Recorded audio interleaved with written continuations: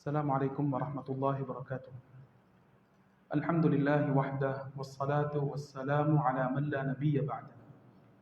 அன்புக்குரியவர்களே, கண்ணியமானவர்களே, உலகத்தில் நாம் ஒருவரை நேசிக்கின்றோம் என்றால், ஒருவரை விரும்புகின்றோம் என்றால் அதற்கு பல அடையாளங்கள் இருக்கின்றன. எமது குடும்பத்தை, எமது நண்பர்களை, எம்முடன் இருப்பவர்களை நாம் நேசிக்கின்றோம் என்றால் அதற்காக வேண்டி பல விடயங்களை நாம் செய்வோம். அல்லாஹு தஆலா அல் குர்ஆனிலே நாம் ஒருவரை நேசித்தால் நாம் செய்ய வேண்டிய ஒரு விடயத்தை பற்றி சொல்லி காட்டுகின்றார். அதை இப்ராஹிம் அலைஹிஸ்ஸலாம் தனது வாப்பாவுடன் செய்தார்கள். வாப்பாவை அல்லாஹ்வின் பக்கம் அழைத்தார்கள். எப்படியெல்லாம் சொல்ல முடியுமோ அப்படியெல்லாம் அவர்கள் செய்யக்கூடிய சிலை வணக்கத்தை பற்றி சொல்லி காட்டினார்கள். கடைசியாக சொன்னார்கள், வாப்பா, இன்னி அஹாஃபு அன் யமஸ்ஸக அஸாபும் மினர் ரஹ்மான், ரஹ்மானாகிய கருணையுள்ளவன் இரக்கமுள்ளவனாகிய அல்லாஹ்விடமிருந்து அஸாப் உங்களுக்கு ஏற்படுவதை நான் பயப்படுகின்றேன். அன்புக்குரியவர்களே, கண்ணியமானவர்களே, நாம் உலகத்தில் யாரை நேசிக்கின்றோமோ அவர்கள் அல்லாஹ்வுடைய தண்டனையை பெறக்கூடாது என்பதை நாம் விரும்ப வேண்டும். உலகத்திலும் அல்லாஹ்வுடைய தண்டனையில் மாட்டிவிடக்கூடாது, நாளை மறுமையிலும் அவர்கள் அல்லாஹ்வுடைய தண்டனையில் மாட்டிவிடக்கூடாது என்று நாம் பயப்பட வேண்டும்.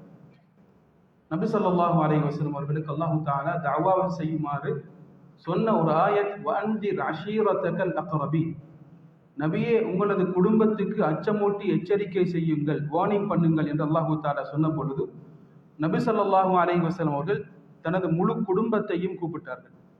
குறைஷிகளை அழைத்தார்கள். ஸல்லல்லாஹு அலைஹி வஸல்லம் சொன்னார்கள், இஷ்தரு அன்ஃபுஸக்கும், நீங்கள் உலக வாழ்க்கையிலே அல்லாஹ்வுக்கு கட்டுப்பட்டு வாழுங்கள். லா உக்னி அன்கும் மினல்லாஹி ஷைஆ, அல்லாஹ்வுடைய மார்க்கத்தை விட்டு நீங்கள் வாழ்ந்தால் அல்லாஹ்விடமிருந்து தண்டனை வரப்போகின்றது, என்னால் எதையும் செய்ய முடியாது, உங்களை பாதுகாக்க முடியாது. யா பனி அப்தி மனாஃப், அப்து மனாஃப் கோத்திரத்தினரே, கூட்டத்தினரே, நீங்கள் அல்லாஹ்வுக்கு கட்டுப்பட்டு வாழுங்கள். லா உக்னி அன்கும் மினல்லாஹி ஷைஆ, அல்லாஹ்விடமிருந்து தண்டனை வந்தால் என்னால் எதையும் செய்ய முடியாது, உங்களை பாதுகாக்க முடியாது.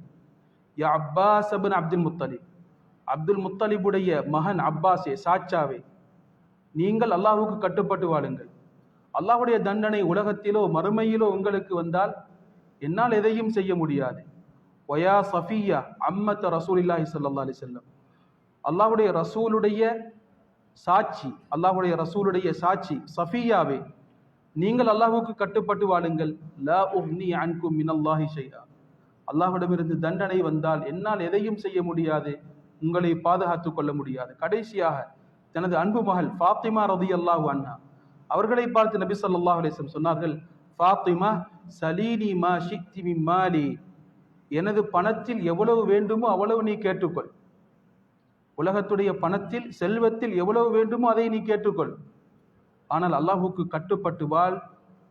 காரணம், அல்லாஹ்வுடைய தண்டனை உலகத்திலோ மறுமையிலோ வந்தால் என்னால் எதையும் செய்ய முடியாது என்று நபி ஸல்லல்லாஹு அலைஹி வஸல்லம் அவர்கள் தனது ஒட்டுமொத்த குடும்பத்தினருக்கும் இந்த அறிவிப்பை செய்தார். அன்புக்குரியவர்களே, கண்ணியமானவர்களே, எமது பிள்ளைகளை நாம் நேசிக்கின்றோமா? எப்படி பிள்ளைகளுக்கு உலகத்திலே எந்த ஒரு ஆபத்தும் வரக்கூடாது என்று நாம் விரும்புகின்றோமோ இதே போன்று மறுமையிலும் அவர்களுக்கு எந்த ஒரு ஆபத்தும் வரக்கூடாது, மறுமையில் அல்லாஹ்வுடைய தண்டனையை அவர்கள் பெறக்கூடாது என்று நாம் விரும்ப வேண்டும். அல்லாஹ் தஆலா ஈமான் கொண்டவர்களை பார்த்து சொல்லக்கூடிய முதலாவது கட்டளை, கூ அன்ஃபுஸக்கும், உங்களை நரகத்தை விட்டு பாதுகாத்துக் கொள்ளுங்கள். இரண்டாவது சொல்கின்றான், வஅஹ்தீக்கும் நாரா, உங்களது குடும்பத்தை நரகத்தை விட்டும் பாதுகாத்துக் கொள்ளுங்கள்.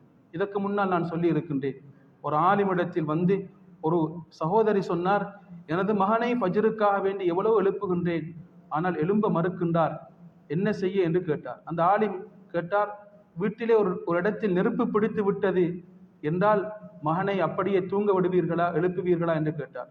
தாய் சொன்னார், எப்படியாலும் நான் எனது மகனை எழுப்பி விடுவேன்.